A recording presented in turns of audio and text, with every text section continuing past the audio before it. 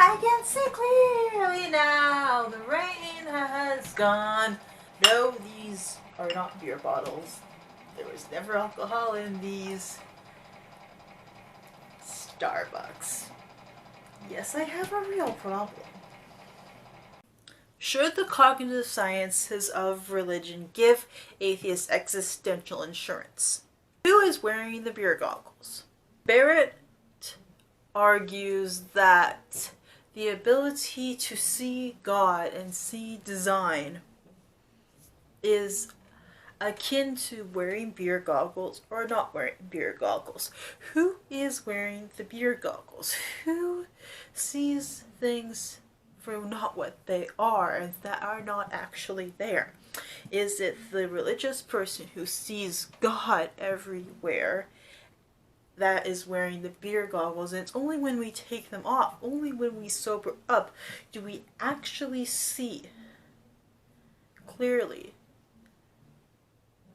that there is no ghost in the machine. There is no God. Does the notion that religion is a consequence of theory of mind, a consequence of the hyperactive agency detection device, actually point to the absence of a God, or that humans simply subconsciously created God out of the need to empathize with the unseen agents and create narratives around what we don't quite understand in this world? Barrett argues that it is the atheist who is incorrect. It is the atheist who is wearing the beer goggles. If God does not exist, it means that all of our belief-forming faculties which have led us to God were wrong.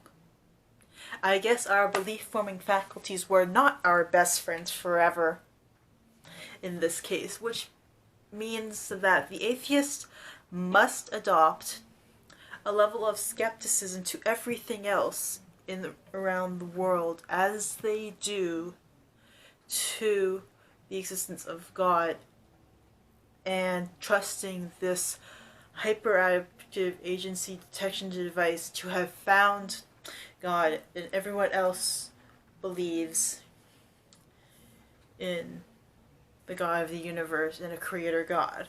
Barrett argues that this is God's way of telling us that He exists.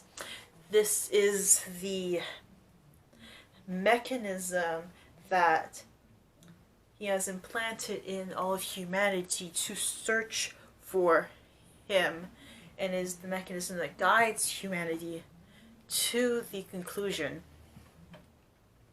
that there is a God. Otherwise, you cannot trust your own cognition. You cannot trust what you perceive in reality is actually real. Not trust your senses, because your senses are what led you, or what is leading everyone else to God. Why are you the odd person out, atheist? Is the question. In order to not believe in a God, the atheist is rejecting what everyone sees as obvious, and what even their own mind likely sees as obvious. If there are no gods, then all of natural selection has endowed us with belief-forming faculties that are just unreliable in finding truth in the environment. Barrett is putting the cart before the horse. He is trying to rationalize his already held beliefs using cognitive sciences, and then saying, you atheists aren't so smart. This isn't good science. Tisk tisk, Barrett, tisk tisk. Why is this flying in psychology, quite frankly? The atheist could simply throw his accusation right back at him. I don't see any direct evidence for a God. And CSR seems to merely be an evolutionary byproduct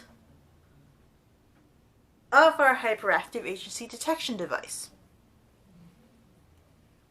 If there is a God and this God wants us to know that they exist, they could do better.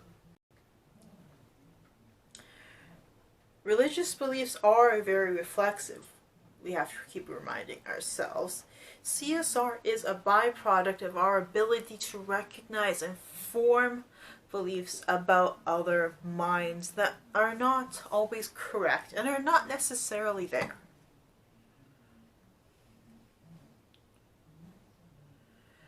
By just acknowledging this fact, we can begin to determine when they are or are not. CSR evolved out of ordinary human faculties responding to ordinary human environments. The problem is that the industrial world of the 21st century is not an ordinary human environment. Science has allowed us to conceive of the very, very small and the immensely large and do things we never thought possible with our belief-forming faculties. Evolution is not a search for truth or for the best route. It is a search for the path that leads to the passing on of more genes. Quite frankly, the path of least resistance. So we can give our brains a break when it comes to understanding how the universe works. We're not made for it. I gotta get this out because I'm going stupid for a few days. So atheism is merely the state of not being convinced that there is, in fact, a God. The tendency to believe in God claims as a means of connecting with a cold, dark universe and as a means of fostering human cohesion is hardwired into our cognition via normal cognitive processes. This still puts the burden of proof on the theist to show that our faculties are indeed correct. Until then, we can only use what we have to come to the best conclusions about the world around us. Even if this does point us to a God, it does not point us to a particular God or a particular set of religious practices and claims. That God exists does not necessarily follow from a hyperactive agency detection device registering a false positive naturally and easily. Humans have evolved to seek out sugar and fats as a source of energy. In a world where we did not know where our next meal was coming from, concentrated sugars and fats were highly sought out items. But this has led to an overindulgence in fat and sugars in modern society. Perhaps humans are simply not wired for the worlds that we live in.